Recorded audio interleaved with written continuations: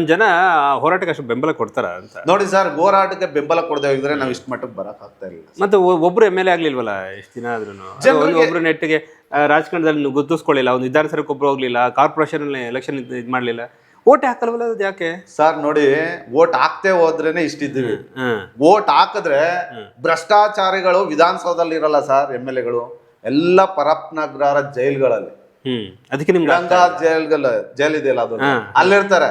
ಅದೊಂದು ಭಯ ಅವ್ರಿಗಿರ್ಬೇಕು. ಆದ್ರೆ ಜನರಿಗೆ ಯಾಕೆ ಭಯ ಅಂತ ನನ್ಗೆ ಗೊತ್ತಾಗ್ತಾ ಇಲ್ಲ. ಅದೇ ಗೊತ್ತಾಗ್ತಿಲ್ಲ. ಈಗ ನೀವು ಹಾಕಿದ್ದನ್ನ ಎಲ್ಲರೂ ಅಪ್ರಿಷಿಯೇಟ್ ಮಾಡ್ತಾರೆ ಸರ್. ಒಂದು 10 ಜನ ನೀವು ಸರಿ ಇಲ್ಲ ಅಂತ ಹೇಳ್ತಾರೆ, 90 ಜನ ಅಪ್ರಿಷಿಯೇಟ್ ಮಾಡ್ತಾರೆ. ಆ 90 ಭಾಗದಲ್ಲಿ ಒಂದು 10% ಅವ್ರು ನಿಮ್ಗೆ ಜನ ಓಟ್ ಹಾಕ್ಬೋದಾ ಸರ್? ನನಗಂತ ಯಾಕೆ ಇವ್ರ ಮನಸ್ಥಿತಿ ಹಿಂಗಾಗಿದೆ? ನಿಮ್ಗೆ ಭ್ರಷ್ಟಾಚಾರಕ್ಕೆ ಕೆಆರ್ಎಸ್ ಪಕ್ಷ ಬೇಕು, ಅವ್ನು ತೊಂದರೆ ಆದ್ರೆ ಕೆಆರ್ಎಸ್ ಪಕ್ಷ ಬೇಕು, ಆತ ಅಲ್ಲಿ ಯಾವನ ಹೊಡೆದ್ರೆ ಪೊಲೀಸ್ ಸ್ಟೇಷನ್ ಕಂಪ್ಲೇಂಟ್ ತೊಗೊಳಿಲ್ಲ ಕೆಆರ್ಎಸ್ ಪಕ್ಷ ಬೇಕು, ಓಟಿಗೆ ಮಾತ್ರ ಯಾಕೆ ನೀವು ಬೇಡ ಅಂತ?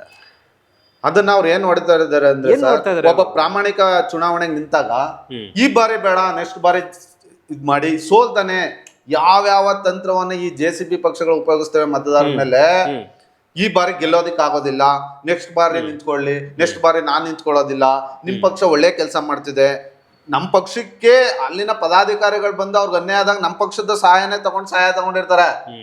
ಆದ್ರೆ ಈ ಸತಿ ಬೇಡ, ಮುಂದಿನ ಸತಿ ಅನ್ನೋಂಥದ್ದು ಒಂದು. ಇನ್ನೊಂದ್ ಸತಿ ಹೆಂಗಿದ್ರು ಸೋಲ್ತಾನೆ, ನೀವು ಮತ ಹಾಕೋದ್ ಬೇಡ, ಸೋಲೋ ಓಟು ವೇಸ್ಟ್ ಆಗುತ್ತೆ.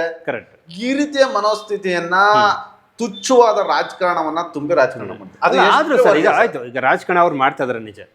ಜನಗಳು ಅಷ್ಟು ದಡ್ರು ಅನ್ಕೊಂಡಿದ್ರೆ ಸರ್, ಇವಾಗ ಎಲ್ಲ ಅಡ್ವಾನ್ಸ್ಡ್ ಆಗಿದ್ದಾರೆ. ಯಾರ ಮಾತು ಕೇಳಬೇಕು, ಯಾರ ಮಾತು ಬಿಡಬೇಕು ಅನ್ನೋದು ಗೊತ್ತಿಲ್ವಾ? ಒಬ್ಬ ಮಾತಾಡ್ತಾ ಹೇಳ್ತಾನೆ, ಅವನ ಹತ್ರ ಏನ್ 1000 ಕೋಟಿ ಏಯ್ ಅವನೇ ಗೆಲ್ಲೋದು ಅಂದ್ರೆ ಇವ್ರು ಮೊದಲೇ ತೀರ್ಮಾನ ಮಾಡ್ಬಿಡ್ತಾರೆ, ಅವನೇ ಗೆಲ್ಲೋದು, ಅವ್ನಿಗೆ ಹಾಕ್ಬೇಕು ಅಂತ. ನಿನ್ನ ಹತ್ರ ದುಡ್ಡಿಲ್ಲ, ನಿನ್ಗೆ ನಾನು ಹಾಕೋದಿಲ್ಲ ಅಂತ ಇವರೇ ತೀರ್ಮಾನ ಮಾಡ್ತಾರೆ. ಆದ್ರೆ ಪ್ರಾಬ್ಲಮ್ ಆದಾಗ ನಿಮ್ಮ ಹತ್ರನೇ ಬರ್ತಾರೆ, ಅವ್ರು ನನ್ನ ಹತ್ರನೇ ಬರ್ತಾರೆ. ಮತ್ತೆ ಮುಗಿದ ನಂತರ ಮತ್ತೆ ಅವ್ರ ಹತ್ರ ಹೋಗಿ ಜೈ ಅನ್ನೋದು, ನಮ್ಮ ಜಾತಿಯೋ ಅವ್ನಿಗೆ ಓಟ್ ಹಾಕು, ಅವನ ಹತ್ರ 2000 ಕೊಡ್ತಾರೆ ಅವ್ನಿಗೆ ಓಟ್ ಹಾಕು, ನನ್ನ ಹತ್ರ ಏನು ದುಡ್ಡಿದೆ ಅಂತ.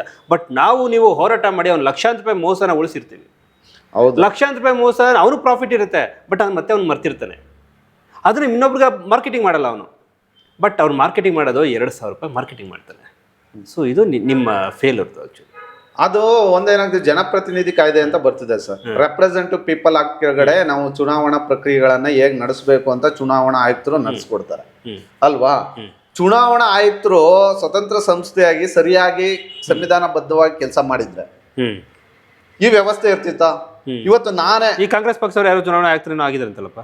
ಈಗ ಅದ್ರ ಬಗ್ಗೆ ಮಾತಾಡೋದಾದ್ರೆ ನೋಡಿ, ಚುನಾವಣಾ ಆಯುಕ್ತರು ಯಾರು ಚುನಾವಣಾ ಆಯುಕ್ತರು ಆಗ್ಬೇಕು ಅಂದ್ರೆ ಎಲ್ಲರಿಗೂ ಪಾರದರ್ಶಕವಾಗಿ ಚುನಾವಣೆ ನಡೆಸುವಂತದ್ದು, ಪ್ರಜಾಪ್ರತಿನಿಧಿಯ ಕಾಯ್ದೆ ಸಂವಿಧಾನದ ಆಶಯಗಳನ್ನು ಉಳಿಸುವಂತವರು ಚುನಾವಣಾ ಆಯುಕ್ತರಾಗಬೇಕು ಅಲ್ವಾ? ಹೌದು. ಯಾವುದೇ ಪಕ್ಷಕ್ಕೆ ಒಲವು ತೋರ್ದಂತವ್ರು, ಪಕ್ಷದ ವ್ಯಕ್ತಿಗಳ ಜೊತೆ ಸಂಬಂಧ ಇಟ್ಟವರು, ಅವ್ರ ಕುಟುಂಬದ ಬಿಟ್ಟಿರುವಂತವ್ರು ಚುನಾವಣೆಗಳನ್ನ ನಡೆಸಿದ್ರೆ ಅದು ಪಾರದರ್ಶಕವಾದ ಚುನಾವಣೆ, ಸಂವಿಧಾನ ಆಶಯಗಳನ್ನು ಉಳಿಸುವ ಚುನಾವಣೆ, ಸಂವಿಧಾನಬದ್ಧವಾಗಿ ಪ್ರಜಾಪ್ರಭುತ್ವವನ್ನು ಅಧಿಕಾರವನ್ನ ಕೊಡುವಂತ ಚುನಾವಣೆ ಅಂತ ಆಗುತ್ತೆ.